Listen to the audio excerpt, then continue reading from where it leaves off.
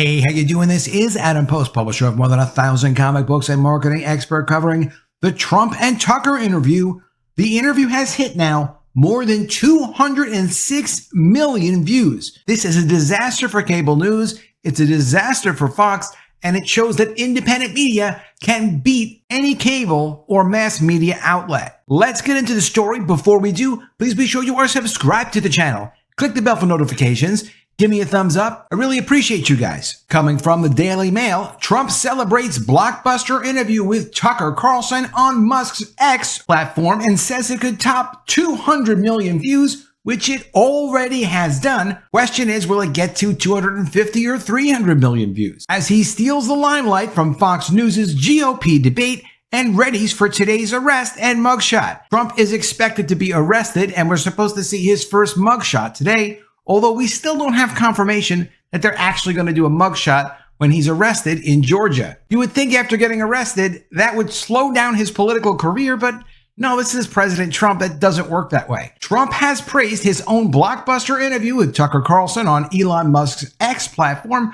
which has reached over 200 million views by early Thursday morning, and stole the spotlight from Fox News' Republican presidential debate. The former president's 45-minute sit-down on Twitter aired as his GOP rivals bickered on stage in a crucial night for the 2024 White House race. The former president boasted about the success of the broadcast in a post to Truth Social Thursday morning. The Tucker Carlson interview with me was a blockbuster. Could hit 200 million views, which it's of course already exceeded, and more. Thank you. I hope it was enjoyed by everyone. The Trump-Carlson face-to-face has already eclipsed the most watched TV interview of all time, Oprah and Michael Jackson's 1993 hit, which garnered over 62 million views. It also trumped Tucker's Andrew Tate interview from July, which drew in 107 million views. Trump is preparing to surrender at a Georgia jail later Thursday on election fraud charges and is expected to have a mugshot taken, a historic first for a former president. Of course, the election fraud charges are RICO charges, but they're not legitimate RICO charges. Very interesting articles from Andrew McCarthy on this, talking about how there is no clear predicate crime. The viewing figures are almost certain to eclipse the number of Americans who tuned into Fox to watch Ron DeSantis, Vivek Ramaswamy, and the rest of the GOP field go into battle and try to close the gap with the frontrunner Trump. However, the millions of views also counted X users who scrolled past the video and didn't tune in for the whole interview. Trump called his critics savages, spoke openly about the potential death of 80-year-old President Biden, and riffed about low-flow shower heads and electric cars. Trump likes to talk about low-flow appliances and how appliances are getting a lot of regulations placed on them. And it does seem like a kind of small issue compared to the fact we might be going into World War III. But these are the daily things that you live with in your life. It does matter if there's water coming out of your washing machine or your dishwasher or your shower head. He said he didn't attend the debate because he's leading by 50 and 60 points in the polls and didn't want to be harassed by people that shouldn't even be running for president. Former Vox host Carlson also asked Trump if he thought the U.S. was heading towards a civil war, if his enemies were trying to kill him, and if he believed Jeffrey Epstein was murdered. Trump didn't answer directly, instead pivoting to a defense of the crowd he addressed on the ellipse near the White House on January 6th. Quote, there's tremendous passion and there's tremendous love. You know, January 6th was a very interesting day because they don't report it properly. I believe it was the largest crowd I've ever spoken before. And you know, some of the crowds I've spoken before, I think that's the biggest crowd I've ever spoken before was on January 6th, Trump responded. Then he made reference to his own comments on Twitter later that day as a mob stormed the Capitol. Quote, and people that were in the crowd, a very, very small group of people, and we said patriotically and peacefully and patriotically, right? Nobody ever says that. Go peacefully and patriotically. But people that were in that crowd that day, a very small group of people went down there to the Capitol. And then there are a lot of scenarios we can talk about. He's implying there that, yes, there were federal agents that were part of that crowd. There are some very suspicious videos and information going around. There are people who have not been arrested that probably were like the only people who weren't arrested from January 6th, and there are questions about it, but Trump doesn't bring it up. But people in the crowd said it was the most beautiful day they've ever experienced, Trump said. Pressed if there was a possibility of open conflict, Trump responded, quote, there's a level of passion that I've never seen. There's a level of hatred that I've never seen. That's probably a bad combination. Trump called his critics savages and claimed his Democratic opponents will try and steal the election again. Are you worried that they're going to try to kill you? Carlson asked him. Why wouldn't they try to kill you? Honestly, Trump took it as an invitation to go after his rivals in comments that aired hours before he plans to fly to Fulton County, Georgia to have his mugshot taken following his indictment on racketeering conspiracy charges. They're savage animals. They're people that are sick, really sick, Trump said. That kicked off a long answer where Trump invaded against Russia, and went after a string of rivals, including former FBI Director James Comey, whom he fired in 2017 in an episode examined in the Mueller report. Quote, but these people are sick people. These are people that I think they hate our country. You want to know the truth, Trump said. He claimed his critics would try to steal the election from him, and not only me, on a night, all but two of the GOP candidates on stage said they would support Trump even if he were convicted in court. Well, but if somebody else got in other than me, they'll go at them just as viciously, Trump said. He predicted it wouldn't be Ron DeSantis,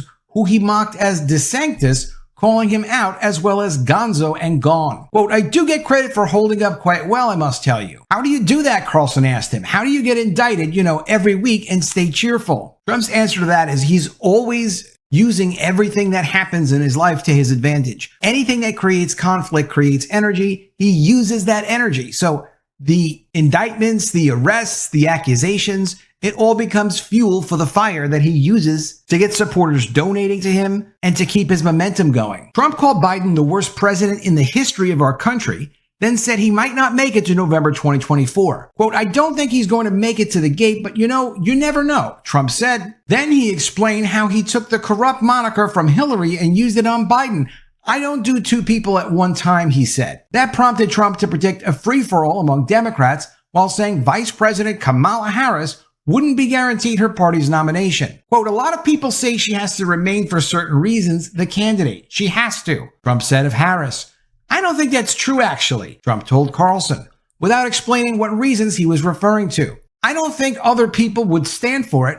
She has some bad moments. Her moments are almost as bad as his, I think, or worse, actually. That got Carlson, who interviewed Trump at his Bedminster, New Jersey golf club, to chime in that she seems pretty senile, too. Trump said this, she speaks in rhyme. It's weird. But she's had bad moments, Trump said of Harris, whose approval ratings are underwater, as are Biden's. Trump says Biden has skinny legs. Trump shredded Biden for both his looks and his mental capacity. Quote, I think he's worse mentally than he is physically, and physically he's not exactly a triathlete or any kind of athlete, Trump mused about Biden, who used to play college football at the University of Delaware, but has been the subject of some unflattering beach photos recently. Quote, you look at him who can't walk through the helicopter, he can't lift his feet out of the grass. It's only 2 inches at the White House. You watch him and it looks like he's walking on toothpicks, the former president went on. And then you see him in the beach where he can't lift a chair. Those chairs are meant to be light, right? Like 2 ounces. Trump then said he didn't understand the strategy behind sending Biden to the beach. And here's why Trump skipped the debate. Trump said he skipped the first Republican presidential debate so he wouldn't get harassed by rivals he said didn't deserve to run. He said he skipped the forum to avoid giving other Republicans the chance to swing at him, acknowledging it was a defensive move to sit on his lead. Quote, but you see the polls have come out and I'm leading by 50 and 60 points. And some of them are at 1 and 0 and 2. And I'm saying, do I sit there for an hour or 2 hours, whatever it's going to be, and get harassed by these people that shouldn't even be running for president? Should I be doing that? Trump told Carlson. He made the comment after rivals on stage, including DeSantis, ripped him for skipping the main event. Trump said the situation reminded him of the 2016 campaign where he said he had to fight, but the network became very friendly after I won. Quote, but I just felt it would be more appropriate not to do the debate. I don't think it's right to do it, he said. He pointed to his poll leads, though he exaggerated by claiming it was 70%, and I'm going to have 8 people, 10 people, whoever made the debate, I don't know how many it is, but I'm going to have all these people screaming at me, shouting questions at me, all of which I love answering, I love doing, but it doesn't seem to make sense to do them.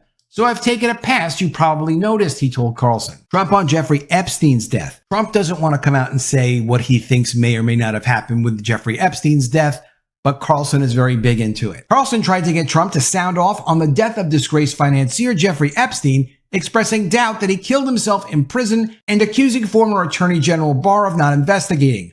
Carlson accused Barr of covering up Epstein's death. Here's what Trump said. I don't really believe. I think he's probably committed suicide. He had a life with, beautiful homes and beautiful everything, and all of a sudden he's incarcerated and not doing very well. Trump gave running commentary on his problems with low-flow showers and electric vehicles.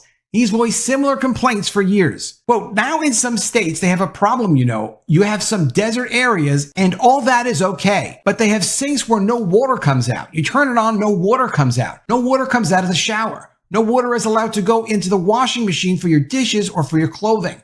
I avoided all that, Trump said, of his moves to cut back regulations. Quote, wait, they have sinks where no water comes out? Carlson wanted to know. Trump responded, you want to wash your hands, right? Yeah. And you've seen this and you turn on the sink and there's very little, or you want to wash your beautiful hair right and you stand under a shower. Then the suds never got with the water that comes out very slowly.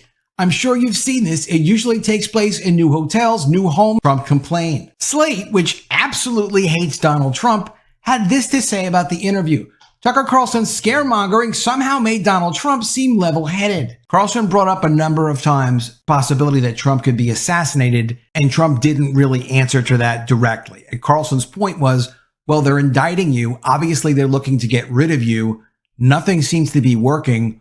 Why wouldn't they assassinate you? And Trump just didn't want to get into it. It was a fascinating interview, and it was incredible to show, Trump doesn't need the GOP. He doesn't need Fox News. He doesn't need any media outlets to reach people. He'll utilize those outlets. He goes on Fox. He goes on Fox Business. He goes on other platforms, but he doesn't need these other platforms to reach his voters, get his points out, get his narratives out, because when he says something and it's about any issue that's going on with him, it's always repeated by the mainstream media anyway. The ratings are not in yet for Fox News' debate. I heard a media guy talking about it this morning say they could be as little as 9 to 11 million views. They were expecting as many as 53 million viewers.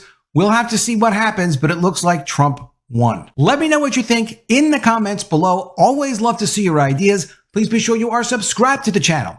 Click the bell for notifications. Give me a thumbs up, and I'll see you again soon with another video. And if I don't see you, I will miss you.